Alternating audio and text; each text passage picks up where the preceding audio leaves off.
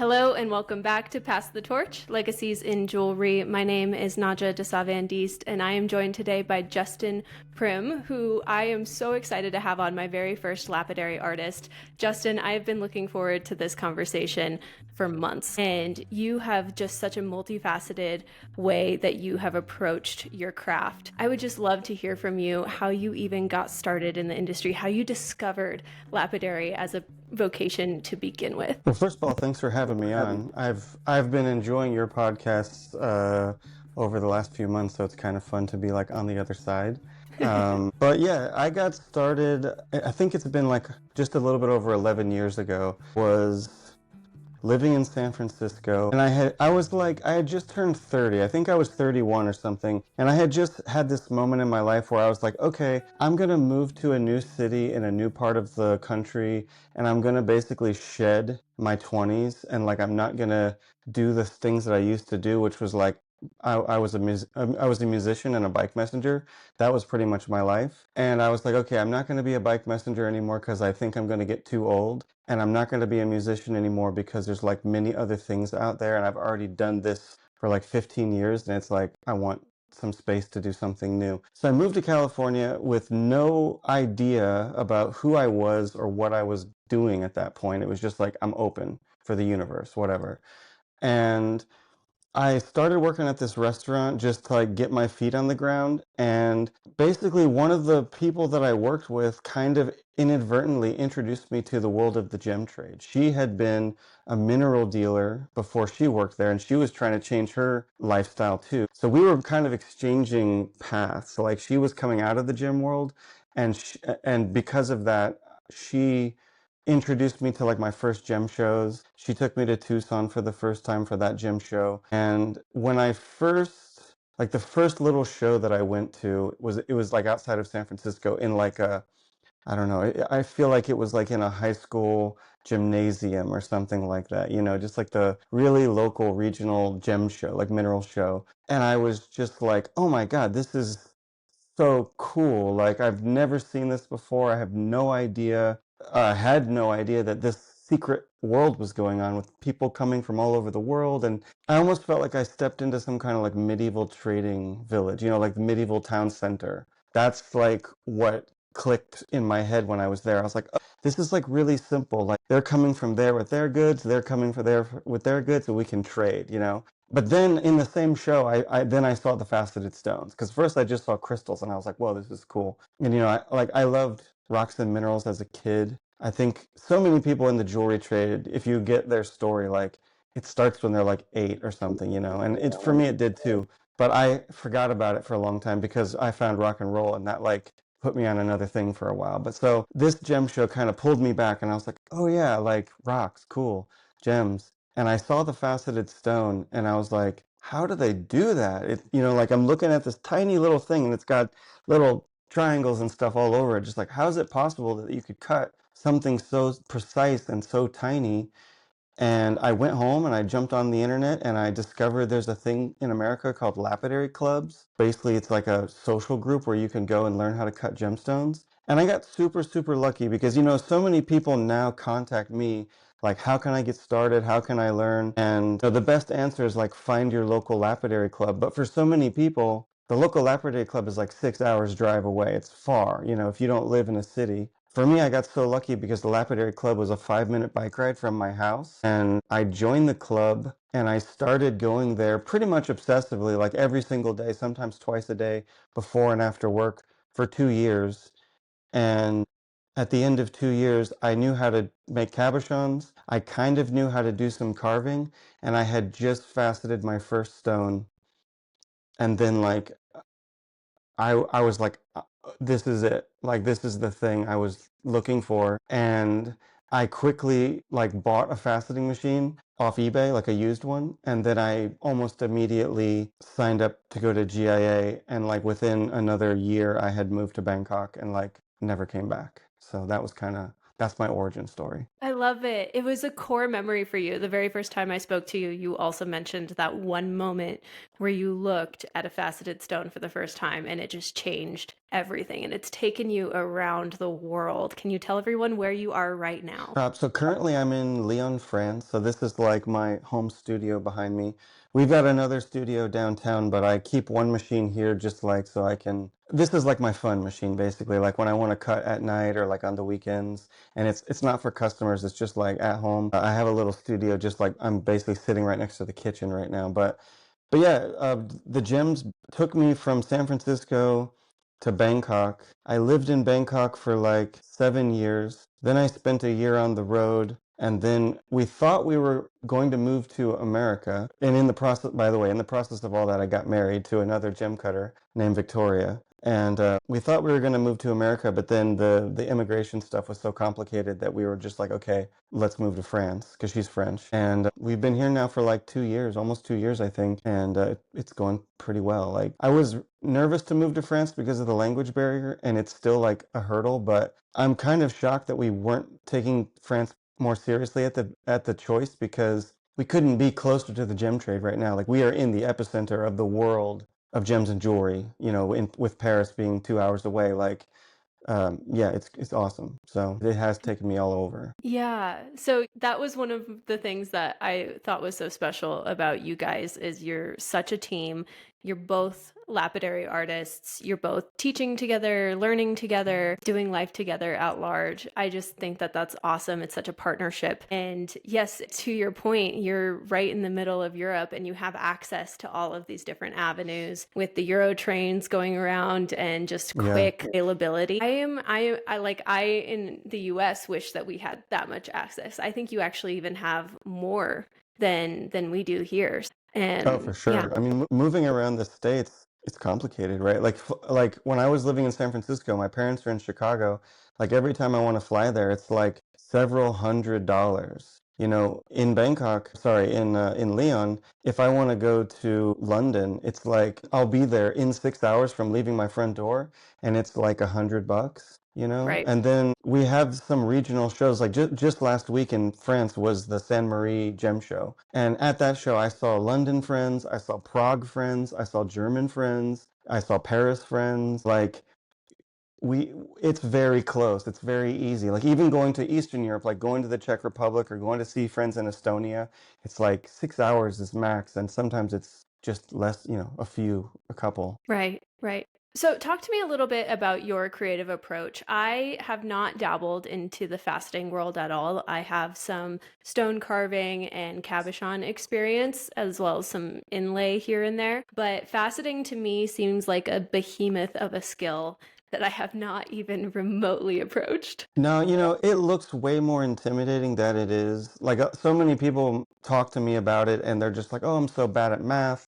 I was never good at geometry or anything like that." And it's like, "No, no, no. It's not like that. There's literally no math. It's counting. Like it's almost all visual. At least the way that we teach it. I mean, I think some people could make it more complicated, but we've been teaching this class for like 6 years, and I've gotten very good at just like streamline. Here's the download, and it's like it's patterns. There is some numbers involved because you're counting on a wheel, but it's no harder than just like telling time on a clock, really. You just take notes, but really it's all about, if you were going to sum up faceting, like the qualities of faceting, it's literally nothing to do with numbers. It's all about patience and time for the cutter. Like I've got a class right now. This is actually quite fun.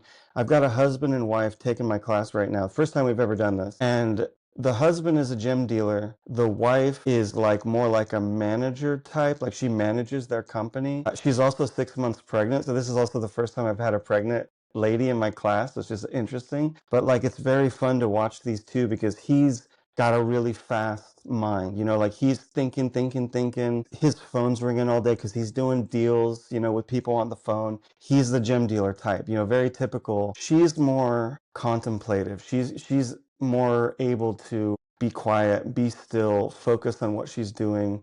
And he's learning quickly that gem cutting is very hard for him because he's thinking about too many other things. And she's having a great time because, she doesn't have anything around to distract her. She's just she's getting in the zone. And, you know, once you can get in the zone, once you figure it out for yourself as a cutter, it's the best because, you know, you'll sit down and it's like, I don't know, 10 o'clock in the morning, and then you come out of it later and you're like, oh my God, it's like 7 o'clock at night. I missed lunch. The dog really needs to go outside. And like, I finished this amazing stone though. You know, it's like you just lose track of time. You lose track of even sometimes your own body. You know, you're just so in it. And for me, I've got like usually an audio book on, so my brain is sort of like doing something so that my body can just, you know, do the stone. And for me, it's just like that's my favorite time. It's just that's my meditation for sure. I love it. It's a very peaceful work environment. I'll have to swap some audiobook recommendations with you because I also Yeah. listen to audiobooks as I work. Yeah.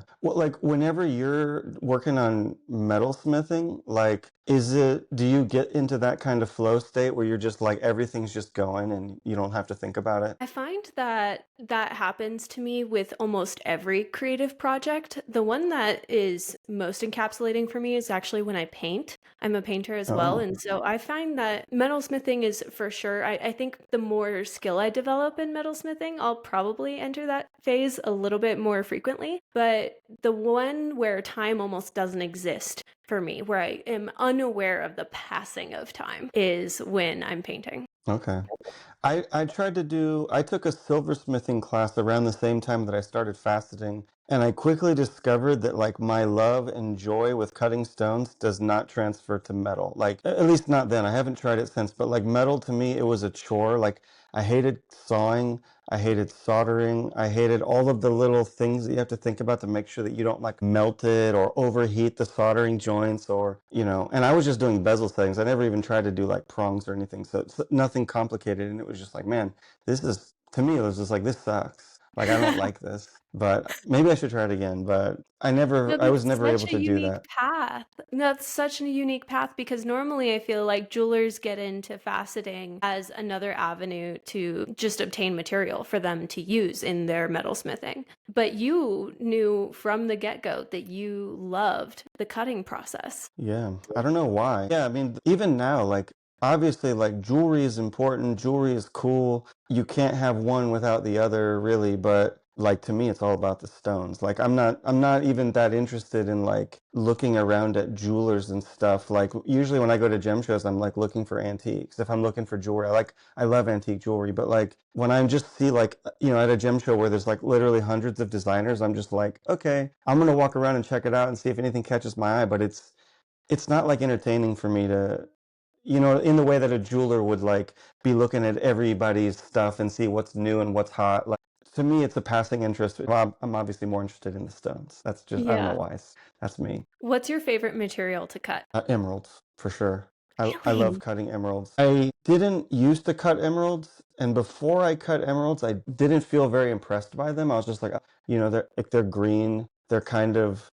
I mean, from a gemology point of view, they're like a low RI stone. Like they can't be super bright compared to like a sapphire or something. And they're like, you know, they're a little softer, they're a little more included. But when I started to cut emeralds, it was the first time I had like an epiphany when I cut one of my first emeralds. I really had this realization of like, you know how like the big three stones are like in colored stones is ruby, sapphire, emeralds, right? Right. Like historically. And I realized that like the common factor of all three of those stones is that they're all pleochroic, which means as a viewer, as a lover of stones, when you look at those three stones, you can't tell what color they are because they're not one color. It's two colors, and then the facets give you shadows and brightness, right? So you have like a whole spectrum of two different blending of colors. You can't put your finger on it and say it's that green, right? It's that red, it's that blue. It's not. It's not that red. It's, you know what I mean? It's not that color. It's a mystery. And I think historically the reason why those are the big three is because of that. Like we Mm, can't understand them completely because they're mysterious. And so that enigma constantly draws us to it in a way that like, you know, I love spinels, but like spinels just can't do that because they're only one color. yeah. So emeralds, I love. Now I've learned that I just love the color. I love actually the fact that it's not a high RI stone. Like it's not super flashy. Like it's super colorful, but it's more like it's peaceful. I think Mm. it's a softer stone. like not hardness wise, like softer on your eyes. Like, you've been staring at your phone all day or movies or TV or whatever you watch, but you've been watching something all day. Looking at an emerald is like rejuvenating on your eyes. And even historically, people thought that. Like if you look in medieval texts, medieval lapidary texts, they will say that emeralds are good for your eyes. And I think that's true still today. Oh my gosh, I love that answer. I don't know what I was expecting you to say, but it wasn't that. And I loved that answer so much. I think, emeralds are the most difficult gem to photograph. So I think Yeah, that's kind that's of what you're true. referencing is like it's really almost impossible to show in a two-dimensional image what that presence actually is in 3D. Yeah. They always look blue. I mean, like they look so underwhelming. Like, I'll be in the museum looking at, I was recently at the Louvre with my parents, and they've got some really impressive emeralds in the crown jewels. And I'm sitting there looking at them and trying to shoot a reel on my phone. And I'm looking at my phone and I'm just like, this is pointless. It looks awful. It looks like aqua or something. That is wonderful. Tell me a little bit about the resources that you have created for other gem cutters, because I know that you have a few different avenues for that. Yeah. So this all started in Bangkok. I was working, my first job that I got there was working at a gemology school at AIGS, which is like kind of the big gemology school of Bangkok. I mean, like that's their local school. And I got hired there to start a gem cutting class because that's what I decided that I wanted to do once I got to Bangkok. Because I wanted to take a gem cutting class and I thought there would be one because it's one of the biggest gem cutting hubs of the world, but there wasn't. And I was so surprised. And then once I knew I was going to stay there, I was like, okay, well, maybe I can do that. Like maybe I can pitch that to some school that already exists. And I did pitch it to them and they hired me, but then for a bunch of weird reasons, it didn't work out. And then right at the moment when I realized that I was going to probably just quit because it wasn't happening, these other guys approached me who wanted to do the exact same thing. Like they wanted to start a brand new school that was mostly about gem cutting. And so they hired me and we spent like 6 months building this school, building the classes and the branding and all that stuff.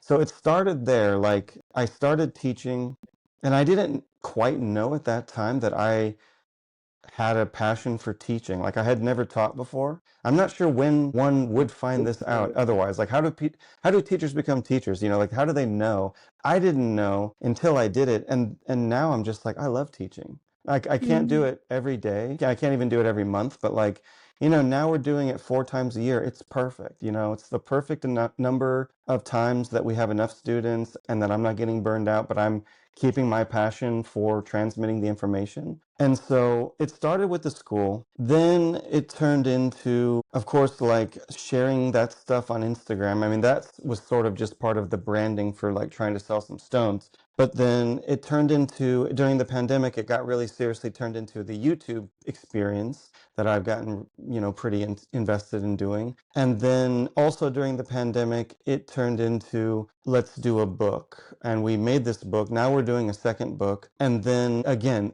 during the pandemic, the school closed. The school in Bangkok shut the doors permanently. Like the guys running it said, it's over. And so I then kind of gave myself permission because I had a bunch of years of experience at that time, at that point.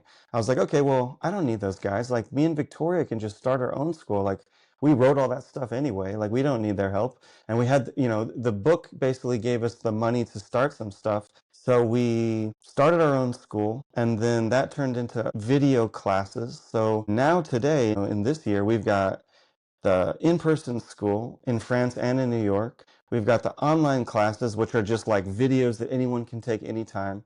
We've got 2 books. We've got a bunch of articles. We've got several different Instagram accounts and like, I don't know how many videos I have on YouTube, like several hundred now that are just like, they're educational, they're adventure, they're gem shows, they're a little bit of everything, but mostly gemstone education related. So it's a whole, I don't know what it is. It's like a whole platform now, with multifaceted platform, which is yeah, it's fun. Keeps me busy for sure. I mean, it's exactly what I was seeking to talk about when I started this podcast. And thank you for saying that you've been listening. That means a lot to me. I pour a lot of love and effort into this, but it's for that same reason. It's the share of the wealth of knowledge. There's so much that is out there, but doesn't necessarily have anywhere to go. And sometimes you just have to create a platform to share it. Yeah.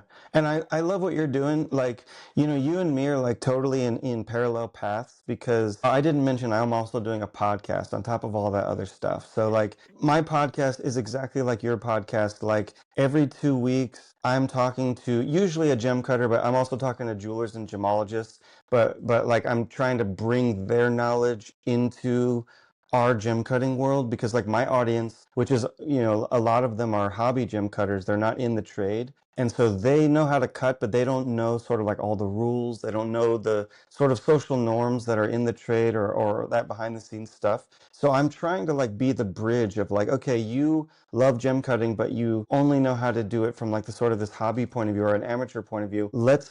Why don't you come into this conversation with me and this other like expert or master or whoever they are and just like learn a bit in the same way that you're doing. Like, that's why I like listening to yours because you're talking to jewelers, and I need to know more about the jeweler's mentality, because like the jeweler is my customer ultimately. Like my product has to go to you so that you can set it. So if I know more about your, pet peeves, your loves and hates, I can try to adapt what I'm making to fit and also share that knowledge with the people that are looking at what I'm doing so that, if you end up buying, let's say, a stone from like somebody who took my class, like it's properly done so that you can actually set it right, which is not always true for amateur cut stones. Yeah.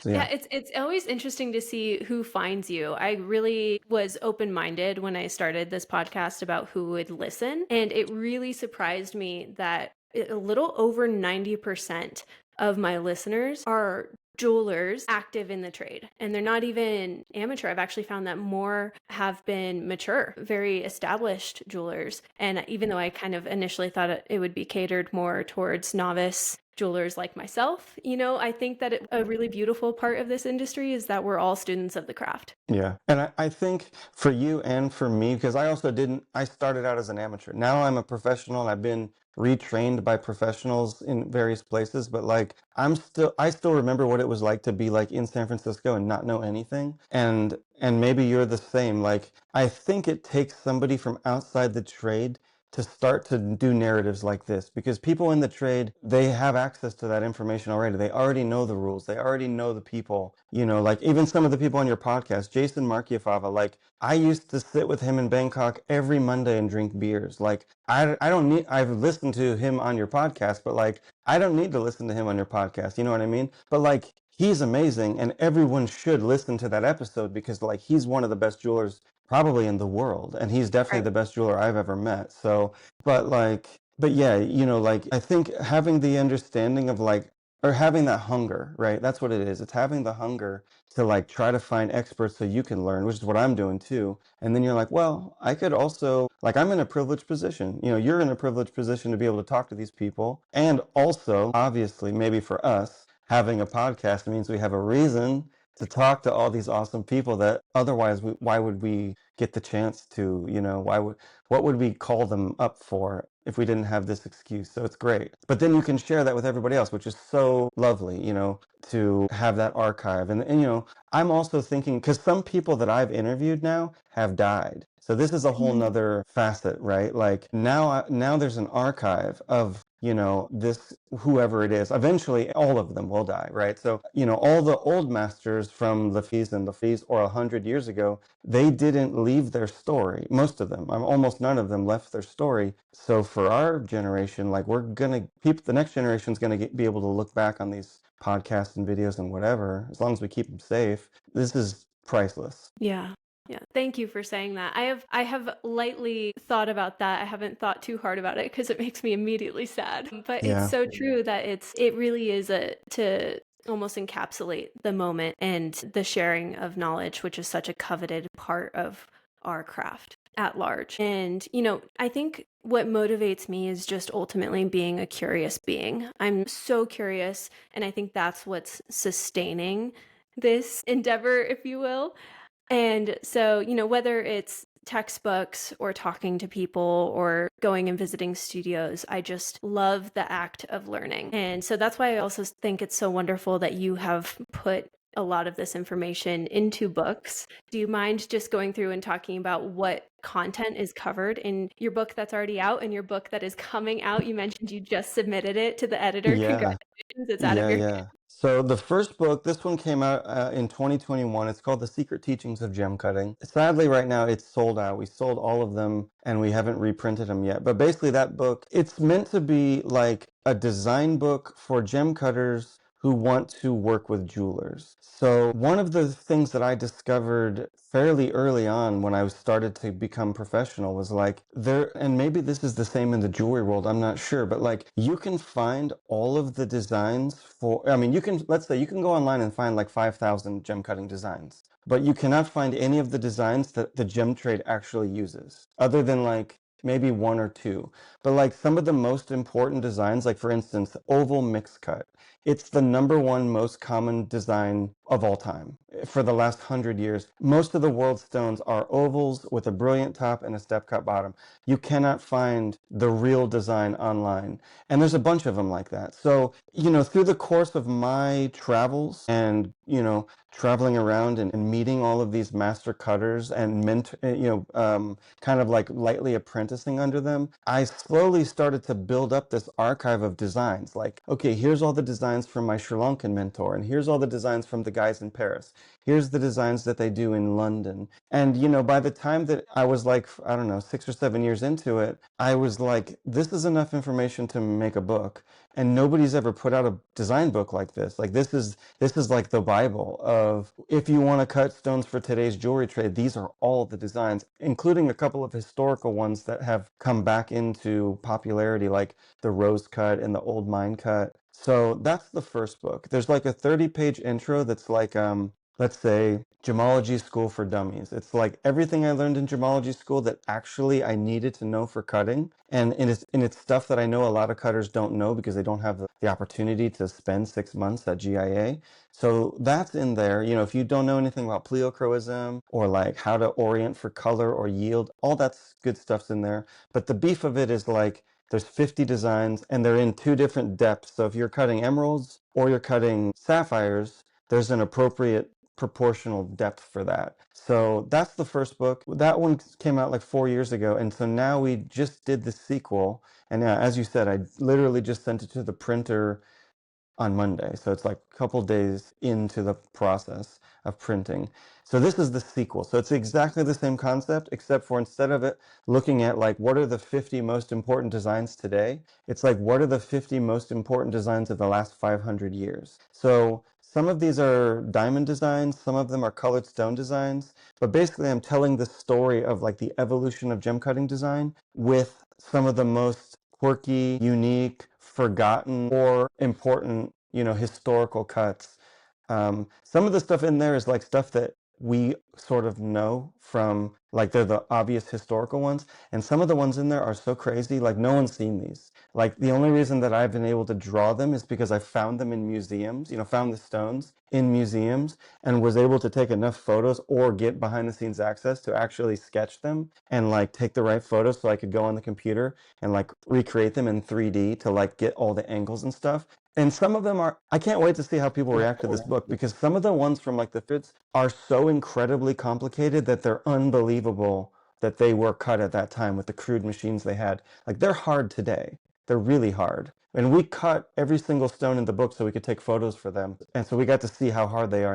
And it's impressive. Right, right. And so I found that too. A couple weeks ago, there was a genuine Fabergé piece that came across my bench at my repair job. And immediately what I noticed, it was probably made circa 1895. And everything in this really intricate cathedral style setting was perfectly high polished. And there was like no access to it because it was just this chamber. And it just blew my mind. I was like, that is such a perfect high polish. How did they do that with no rotary machines at all? I'm like, did they just strap leather in there and they just like worked it for the longest amount of time? It blows my mind. And I think that that's one of the really fun parts of being a jeweler. But I'm also like, I have mixed feelings about it because I think so much of being a jeweler is also being an engineer. And I think so frequently, as great as our machines are, it can limit our imagination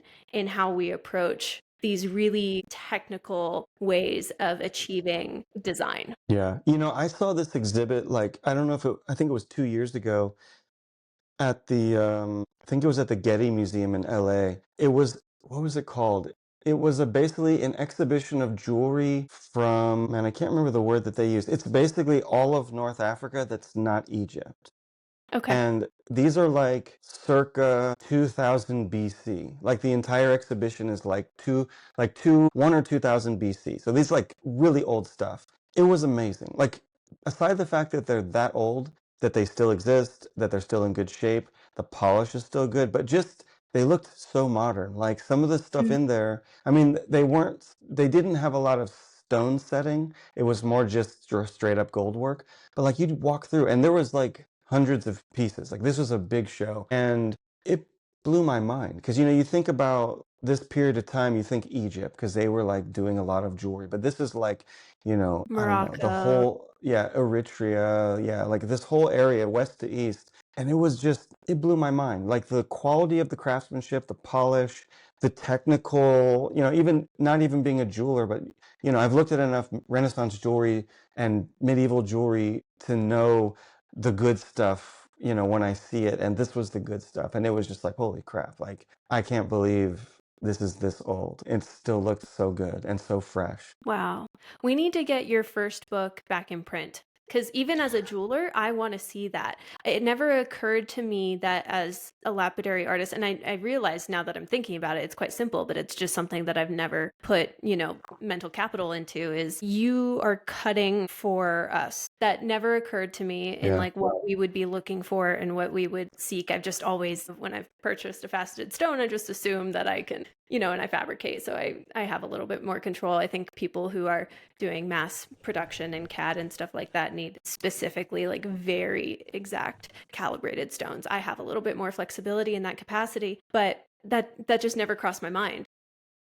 Yeah. Well, when we did the book, we were also thinking about jewelers because we were like, okay, well, also because the audience of gem cutters is not that big. And so it's like, okay, if this is only interesting for cutters, we can't sell that many. So like what would make it interesting for jewelers and gemologists? And so what we thought was like, okay, well, if we can do like a full page photo of every design, like we're going to cut every stone and do a full page photo.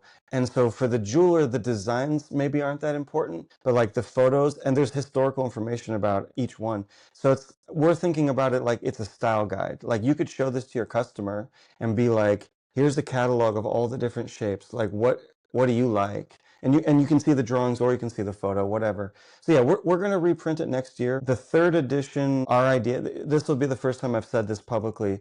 The third edition is going to now be in English and French bilingual in the same book. So we thought, okay, we've already done 2,000 copies. How can we spice it up? We're in France. Let's do a bilingual book and we'll make it like an extra 50 pages to do that or however many it takes. But so yeah, I guess this is the announcement. That's what's happening. It's coming back with 2 languages now. That is awesome. Well, the reason why what immediately crosses my mind is become a more educated buyer. When I am purchasing faceted stones, if I had that as a resource, I would feel more confident going in and looking because I don't necessarily know what to look for or what to not look for. Yeah. And we honestly, we have a lot of people that come through our class, whether they be jewelers or gemologists, or maybe even just gem dealers. They come and do the 2-week class that we have, the gem cutting class. They're not necessarily planning to go buy a machine and start cutting. It's so that they can understand what is cut. Because if you do gemology school, what they tell you is so just surface level, like you can't grasp it. You read the words, you see the pictures, but it's not something you can, it's same as jewelry. Like you could tell someone, how do you solder or how do you cut out a shape? You could even show them a video of it, but without them actually doing it, it's like you're never going to understand what this thing is. And gem cutting, I think, is even more because it's so 3D, and it's so non-reversible in a way that goldsmithing isn't. Goldsmithing can always be melted. I mean, the gold can always be, if you really ruin it. If the gem we ruin it, it's ruined. Like it's dust. So yeah, we have a lot of people like that come through and then they take that knowledge and help them, whether it means they can now buy rough or they just know their cuts better or they want to talk to a gem cutter, they work with cutters and now they can have the same language, same vocabulary. Right. It's powerful knowledge. I love that. You just gave me yet another class I need to pursue. Come Add it to take my it, man. docket. You need a 2 week vacation in France. I think that's what's calling to you right now. Lyon is beautiful. You know, we're in the culinary capital of France. That's what Lyon is. It's the culinary capital of France. So we got the best food, some of the best wine, the best weather. We have two rivers running through the city. It's really pretty. It has all the beauty of Paris without the tourists and like the crowded, expensive, attitude. It's Right. super nice. So yeah, Oh, that's come hang wonderful. out. That's a goal. That's a goal for later down the road. And that actually kind of perfectly leads into my next question is how has the history and culture of France influenced you as an artist? I would say quite a lot. I mean, as an artist and also like in my historical project, because like eventually my long-term thing is like I'm going to put out a couple of books that are going to be like proper history books, like how did faceting evolve from the 1300s until now in Europe, and then another book will be in America. So the French story is so interesting because it's very old. Like there was gem cutters in Paris already in the 1200s. So this is like super old story. But the longer that I'm in France, which now has been a couple of years, and I spent a lot of time in the UK before this. So the UK is like my sort of second home in Europe until now. So I'm constantly just like, what's the difference between London and Paris? What's the difference between French people and British people? Not like day to day, but like culturally as artists. And it's been really interesting because obviously we know now today that Paris is the epicenter of the entire jewelry trade. I mean, I hope no one would argue with that. Even like Tiffany now, it's been bought by a a French brand. The heads of Tiffany are French now. So like all of the big brands, they're French or they're Italian, but like the big ones that use gems are French. So like, why is that? And so since we're regularly going to Paris, we're meeting with the cutters there. I've been learning the French technique, which is what this machine behind me is. It's a French machine. So I'm learning the French machine. I'm learning the way that they think about stones and the way that the cutters here specifically work to do the kind of stuff that, like, for instance, the mystery setting for Van Cleef. It's a very specialized skill set that really only Parisian cutters do. I can do it now. I mean, I haven't done it for Van Cleef, but like I know how to do, mystery setting now. It's just like another flavor. Like every culture, whether it be Sri Lankans, Indians, Thais, British, German, anyone in Europe, they've all got their own flavors. And this is what the book was about too. The other idea with that first book was like, there is no cutter anywhere in the world that uses all 50 of these designs in their day-to-day, like their toolbox is not this big. Like some of these are German, some are French, some are British, some are Sri Lankan, some are Indian, some are Thai. If somebody would master all of these cuts and understand what the purpose of them is for, in terms of bringing out color or bringing out brightness or yield or whatever it is, they would be the best cutter in the world. They would have the mastery of all the cultures. So like coming to France and France being such a big story, a big energy in the trade. Like I'm quite happy because if we would have come to the UK, I would have learned a lot, but like there's only so much. If I would have come to America, I don't know if I would have had more to learn. But like Paris has a lot still for me to learn. And every time we go to Paris, I'm constantly making appointments with the master cutters that I know who are kind of like like my gem, I don't know, like my gem godfathers essentially, or godmothers, because they're men and women. But like I try to spend as much time with those people as I can because those are the people that I have to learn from now. At some point and I guess I'm at that point now. Like I have to find masters because I want to be a master. So like I need to see what they're doing. I need to hear how they're talking and thinking and what their philosophy is if I want to be able to be them when they're gone. And somebody has to be them. So that's my goal personally. I'm aiming towards mastery, and I'm trying to bring the community along with me because like no one's ever shown what the process of becoming a master looks like. And I hope I can get there. I hope I can get there. I don't know. I'm a late start. I started when I was 30. Everyone else is starting when they're 14. Well, But, that gives me some encouragement because I started at 26. yeah, so you got a couple years on me, when it's all Even said and still, done. kind of. Plus, Well, and plus women live longer typically, so you're probably gonna, get farther. I have to Oh work harder to man. make up for it. We'll see. We'll see. My biggest fear in the world is just some of the chemicals that we work with. So I work Mm, really, really hard to select really clean chemicals. I won't put anything in my shop that is a carcinogen. So I hope so. I hope I live a long time. That'd be yeah. great.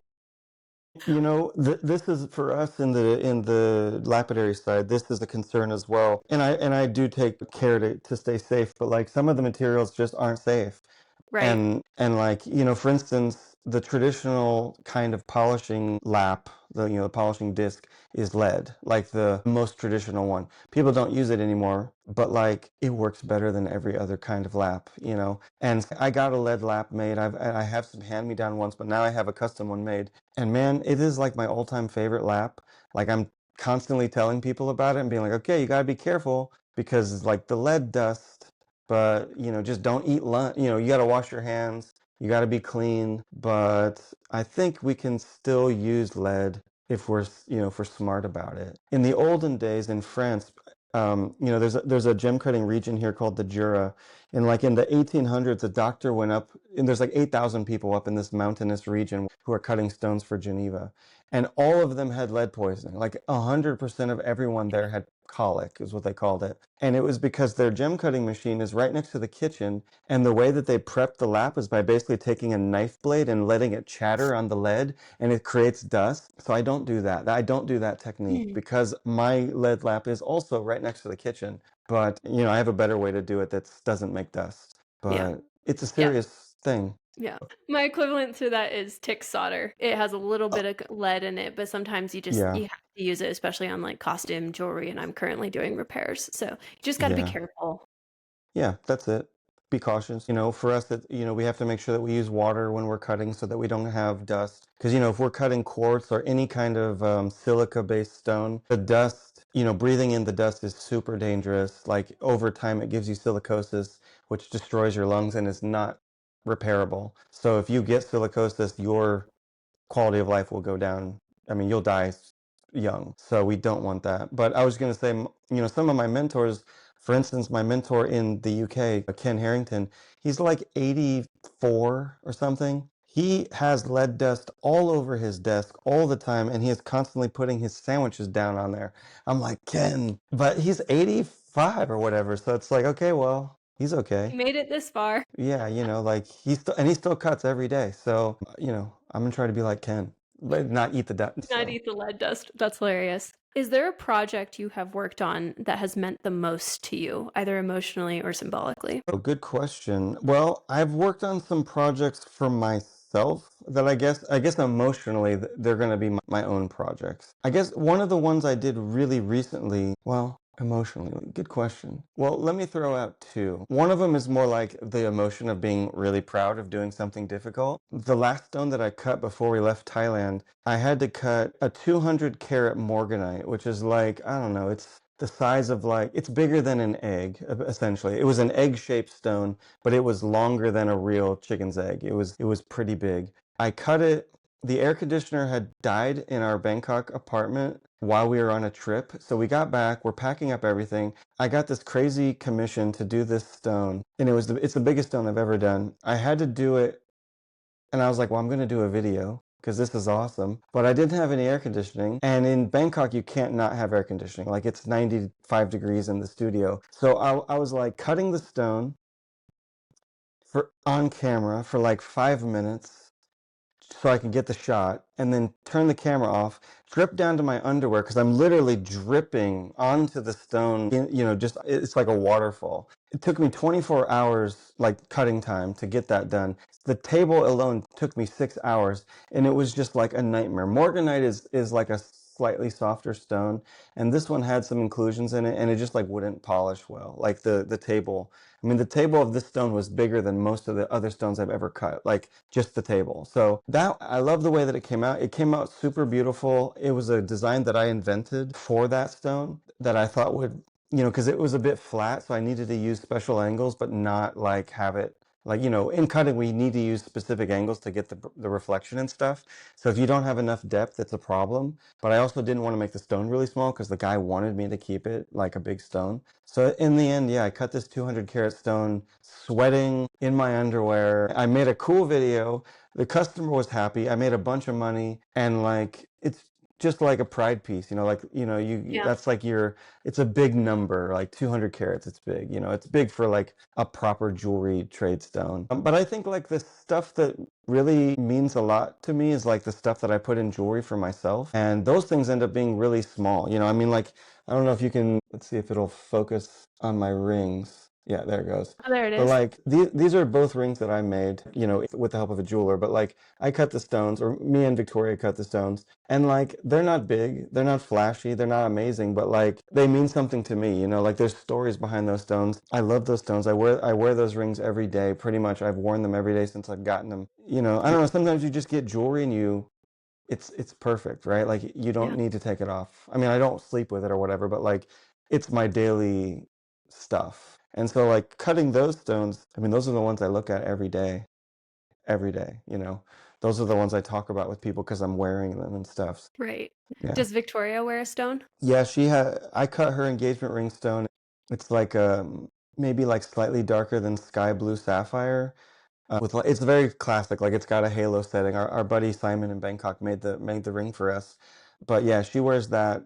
It's great. It's just sort of like I love that she wanted a lighter blue, because like so many people want like a deep blue, right? It ended up being kind of difficult to find like the perfect light blue, because so many times they heat the light blues and make them dark, or they try Right. to. And so I found this perfect stone. It was actually, someone gave it to me to do a recut. It's like a friend of mine gave it to me at the bar and was like, "Hey, will you recut this?" And I was like, "This is the stone I've been looking for. Like, can I just buy this off of you?" And it was perfect. And it ended up later. So Victoria later did an engagement ring for me after we got married. I was like, "Hey, I want an engagement ring too. Like, like why not?" So she ended up we wanted to get a matching sapphire, and this ring's still in the works. I don't have it yet. That'll probably become another daily wear. But like, we wanted to get matching colors, and she looked all over, and it ended up she got it from the same guy that I got it from. So both of our stones came from the same guy, and then we both recut them for each other's taste. I love that. That is so kismet. Yeah. That's awesome. So hers is a cushion, like a cushion classic mix cut. Mine's more historical. It's an old mine cut. And our Yeah. friend in Estonia is doing the ring right now. So we just worked on it this week. And I'm getting something that's like, 1890s, appropriate for like an old mine cut. I don't have any rings of that era, but I really like that era of jewelry. We've been watching like The Gilded Age and Downton Abbey. Like the jewelry in Yeah. those two shows are awesome. And I'm just Yeah. like, I kind of want something from that vibe, that period. So that'll be my engagement ring, I guess. That is awesome. And when you have that depth of knowledge, you get to be that selective because you can identify it. I feel like Yeah. so many people like that jewelry, but they don't know how to describe it or how to go about even obtaining it. Yeah, I hope over time that I can get more people interested in historic jewelry. Like all of the jewelry that I've ever made to sell has been historical recreations. Most of them have been like sort of medieval and Renaissance, but now we're sort of moving towards a more modern era with like, I mean, sort of modern with 1890s.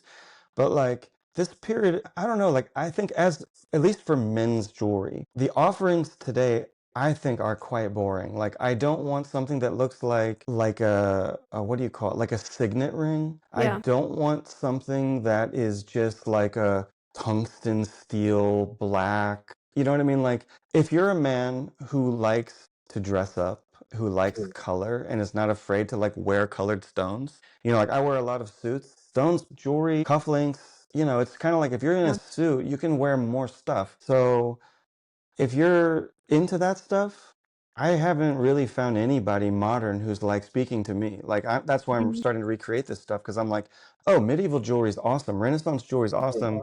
1990s up to 1920s jewelry is awesome for men. We see it in the museums. Why can't we have it? So, okay, we can have it. We just Oh have to no, make my it. husband's gonna listen to this episode and then start asking me to make him a bunch of these. Yeah, He loves start. to dress up. Yeah, whether it's like, okay, if you're a dude, maybe it's not Downton Abbey, it's Peaky Blinders, right? But like, Yeah. Peaky Blinders style, or you're looking at Art Deco jewelry books. Art Deco is so cool. I mean, or if it's too geometrical, you go back, Art Nouveau, or you go back and you're looking at like turn of the century stuff, Victorian stuff, you know. It depends Even on how, Rococo. yeah. Or you go all the way back to Renaissance, and then it's like extremely elaborate, really cool. And then also you can start getting into like the magical spell rings and stuff like that, which is, I think, really cool. That is awesome. Okay, final thoughts. Someone wants to contact you or learn from you in one of your classes or wants to see you at a trade show. Where can they find you? How can they find you? How can they access your resources? I am pretty easy to find. If you type in Justin K Prim on whatever thing you're on, I will pop up. But YouTube, I mean, I have websites. My website that is my name, justinkprim.com, is like all of my articles, like historical stuff, or like guides to, I don't know what, get into the trade or whatever. But we have a couple websites for selling stuff. So if you want some stones or jewelry that we've made, our like brand is called Magus Gems, Magus gems.com. And our school is called Faceting Apprentice. So if you do facetingapprentice.com or Faceting Apprentice on Instagram or Facebook or whatever, it's all there. I'm on Instagram and YouTube. Those are probably my more favorite platforms that I post regularly. But Facebook and LinkedIn and everything else is there too.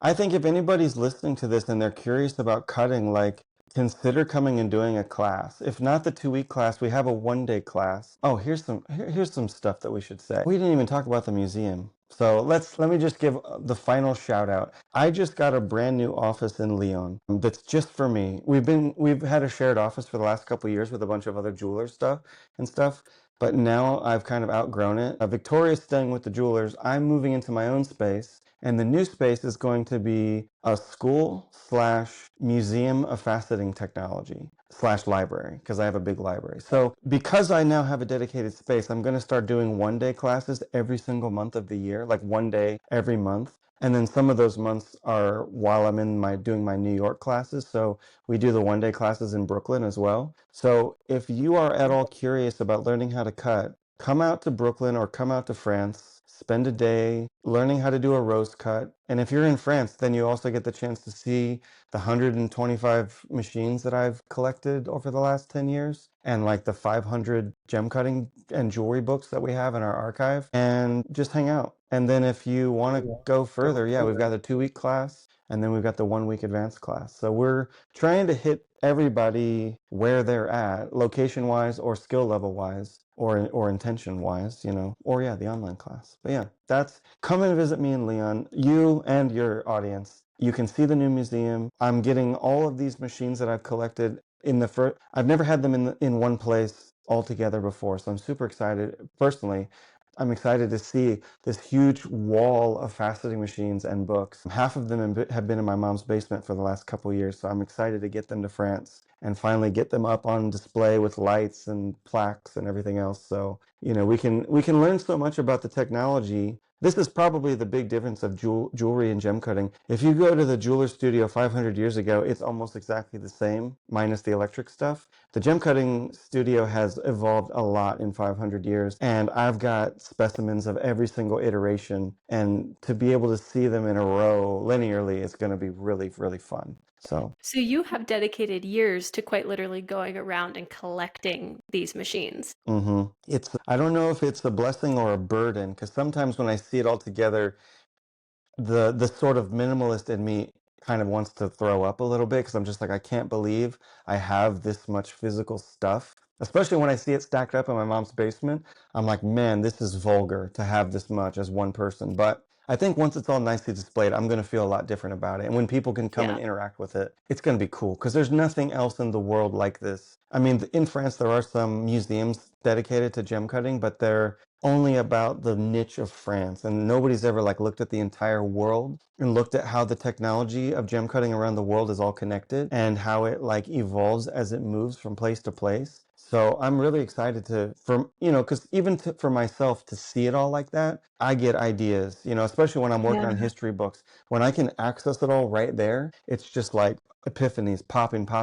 Oh, they had this at that time, so then they did that, and then it went to South America. Bob, you know what I mean? Like, oh wow, it's all connected. Well, even in my mind's eye, I have a really hard time envisioning what the different machines would look like or what the skill level would look like. I think if I had that information or that access, which is something that you're providing, it would give me a more well-rounded understanding of how far we've come in our processes. And then also, sometimes things are lost. Sometimes it's worth going back and looking because they did things better. It doesn't Yeah. matter your level of technology.